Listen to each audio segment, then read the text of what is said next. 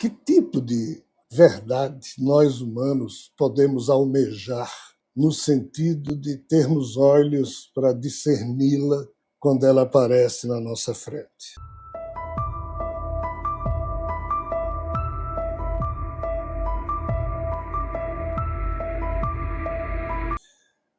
O que é engenharia do caos?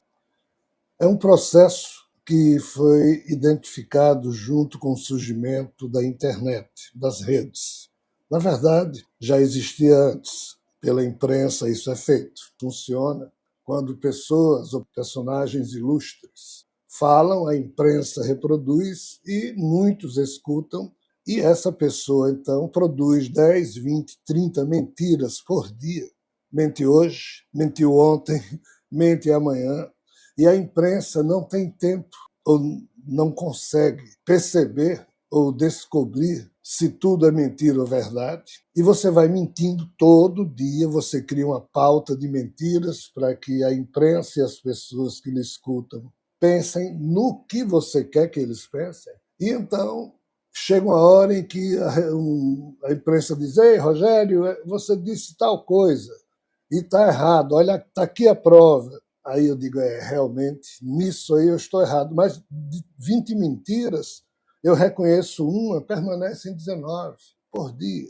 E o número é maior que esse, se nós formos somar a quantidade de pessoas que no mundo, ocupando a função de presidentes de república, ministros, disso e daquilo, governadores, secretários, blá, blá, blá, blá, blá, blá. Essa turma mente descaradamente o tempo inteiro. A imprensa, que muitas vezes os donos da imprensa são esses que estão mentindo, que estão na função política, ou quando não são, são os que financiam esses políticos, são os donos da imprensa. Então a imprensa só dá aquilo que o redator daquela mídia decidir e só vai sair a pauta ridícula daqueles assuntos, e isso é diário. Por que o nome é engenharia do caos? É porque isso gera caos no processo de cognição das pessoas. Você não consegue mais distinguir o que diabos pode ser verdade do que pode não ser. E como você só escuta mentira e ou omissão em relação a outros assuntos que deveriam estar sendo falados, o que está sendo falado é só cortina de fumaça para encobrir os temas que esses donos do mundo não querem que nós, os simples mortais, vejamos. O nome dado a esse fenômeno cultural dos nossos tempos é engenharia do caos. A coisa é tão séria que até as religiões usam isso.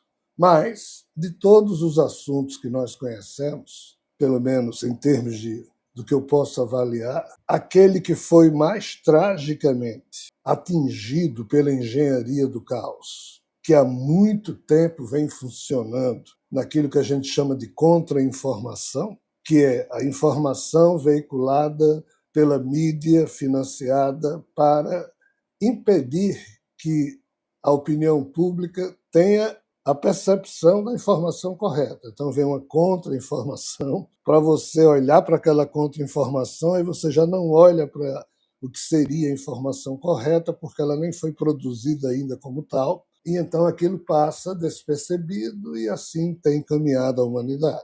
O assunto que mais violentamente foi maltratado pelo processo de contra-informação e pelo que hoje a gente chama de engenharia do caos, é exatamente a questão extraterrestre. Por que é que eu sei disso? No meu caso, eu sei disso porque desde os meus 17 anos, eu estou com 67, esse tempo todo eu recebi, ao longo da vida, diversos padrões de agressão, de humilhação, e eu, que não tem importância, porque quando eu comecei a estudar ufologia, eu sempre brinco, era eu e meu Fusquinha, o Fusquinha branco que eu tinha, o nome era importante, CPEU Rio Grande do Norte, Centro de Estudos e Pesquisas Ufológicas do Estado do Rio Grande do Norte. O nome impressionava.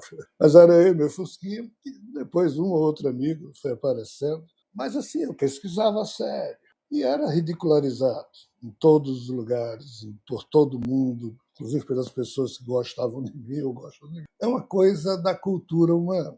E via que também outras pessoas que se dedicavam a isso sofriam do mesmo olhar de piedade ou de crítica ou de desprezo das outras pessoas. Mas isso por quê? Porque o assunto foi ridicularizado e é até hoje. Agora, semana passada, dia 8 de maio, o governo dos Estados Unidos liberou novamente.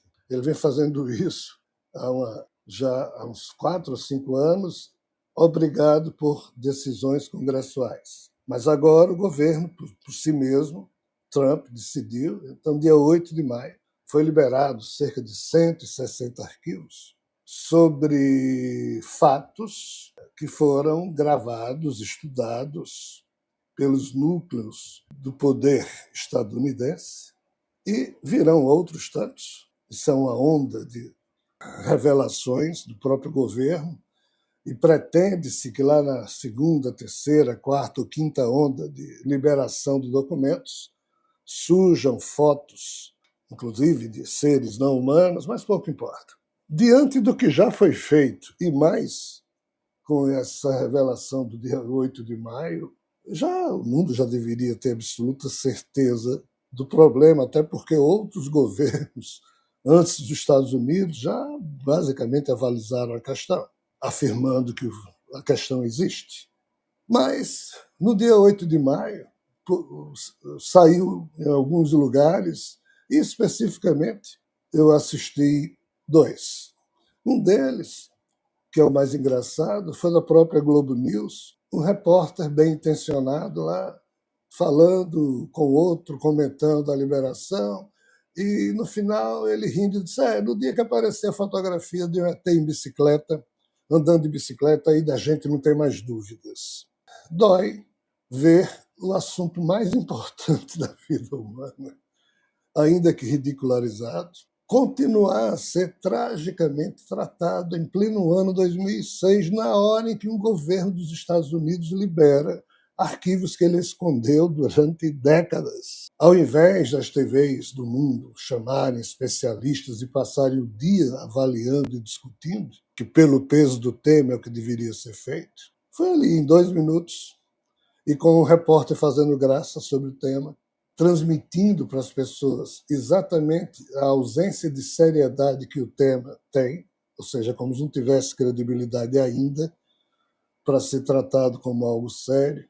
E, de novo, isso não foi mais num daqueles filmezinhos, o maluco viu não sei o quê, aí a TV coloca para fazer sensação e induz o testemunho daquilo como sendo algo psicótico, invenção, maluquice ou pilantragem.